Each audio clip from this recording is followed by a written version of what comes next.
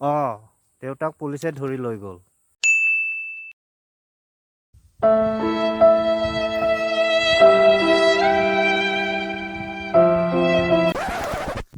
ভাই তই ইয়াতে বহি আছ? মই ক'ত ক'ত বিচাৰি ফুৰিছো তোক। কিয় থিয় হৈ থাকিলে বিচাৰিবলগীয়া নহ'লে হয় নেকি? তোৰ কিবা টেনচন হৈছে নেকি? হা, বহুত দিন তই স্কুলো যোৱা নাই, ইউটিউবতো ভিডিঅ' আপলোড কৰা নাই, কিবা টেনচন আছে নেকি তোৰ? কচোন মোক তই। আৰে ভাই কি কম, কি কম তোক,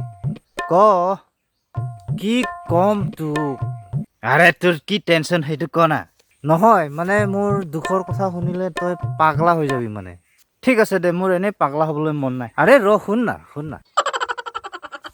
মা দেউতাই সদায় ৰাতিপুৱাই কাজিয়া কৰেও। মোৰ সদায় স্কুল ক্ষতি হয়। লগৰবিলাক চব ডক্তৰ হ'ল, ইঞ্জিনিয়াৰ হ'ল, মাষ্টৰ হ'ল, মোৰহে একো নহ'ল আৰু। এনেকা হ'লে এক মিনিট তই দেখোন এইবাৰহে মেট্ৰিক দিবি। তোৰ লগৰবিলাকোতো এইবাৰহে মেট্ৰিক দিব।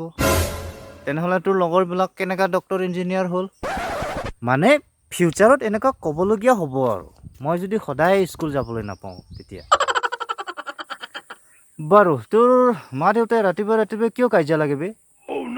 মায়ে মানে ৰাতি সদায় সপোন দেখে। নহয় মই মানে সপোনৰ কথা সোধা নাই, ৰাতিপুৱা কিয় কাজিয়া লাগে সেইটোহে সুধিছো। আৰে শুনচোন তই, কৈ আছোতো মই। ৰাতি মায়ে সপোনত দেখিলে যে দেউতাই কোনোবা ছোৱালীৰ হাতত ধৰি কথা পাতি আছে। তাৰপিছতে সন্দেহ কৰি কাজিয়া আৰম্ভ। ৰাতিপুৱা শুই উঠিয়ে মায়ে দেউতাক ক'লে যে কালি মোৰ সপোনত ৰাতি তই কোন ছোৱালীৰ হাতত ধৰি আছিলি? মোৰ সপোনতে যদি তই ছোৱালীৰ হাতত ধৰিব পাৰ, তেনেহ'লে তোৰ নিজৰ সপোনত কি ধৰিবি তই?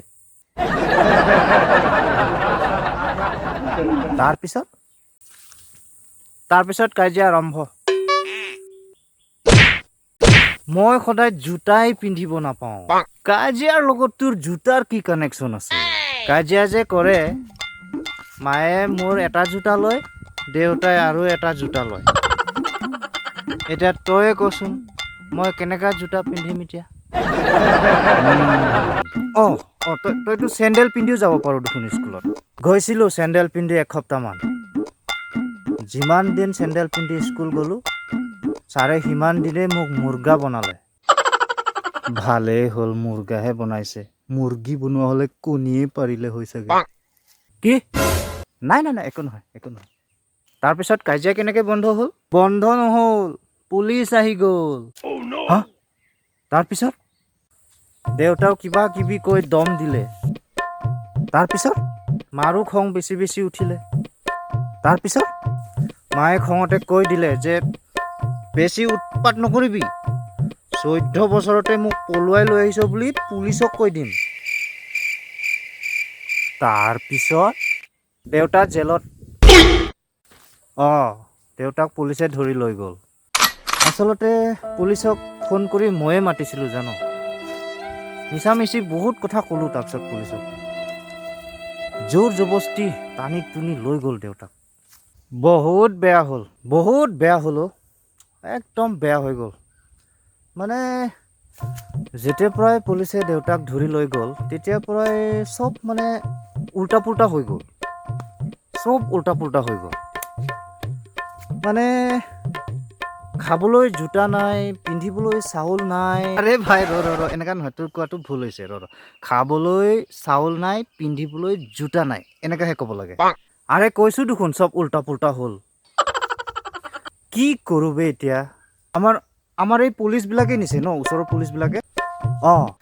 সেই যে লাঠি লৈ থাকে যে, ইয়াত অলপ ছাগলীৰ নিচিনা দাঢ়ি আছে যে, সেই হাৱালদাৰটো যে, সেইটো আহিছে ন। সেইটো যে ইয়াত অকণমান মুচ আছে যে, সেইটো ইন্সপেক্টৰো আহিছে। ভাই সেই যে এইখিনি চুলি নাই যে, টপাকে যে, এইটো SP টো যে, এইটো কি নাম আছিলে? মৃণাল বৰা। য়েছ ৰাইট, মৃণাল বৰা। ভাই তই চিনি পাও নেকি? চব চিনি পাওঁ মই।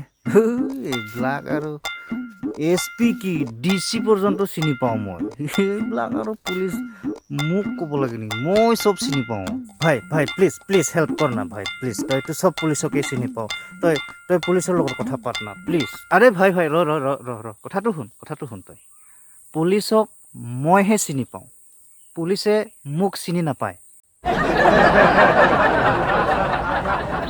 মোৰ উপায় নাই দে মোৰ হাতটো অলপ খোজাই আছে অ' মোৰো হাতটো খোজাই আছে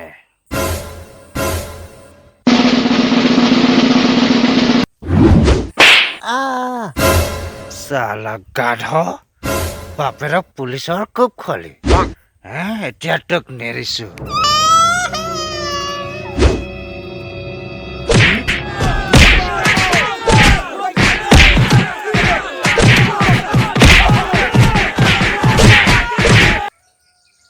আৰু ল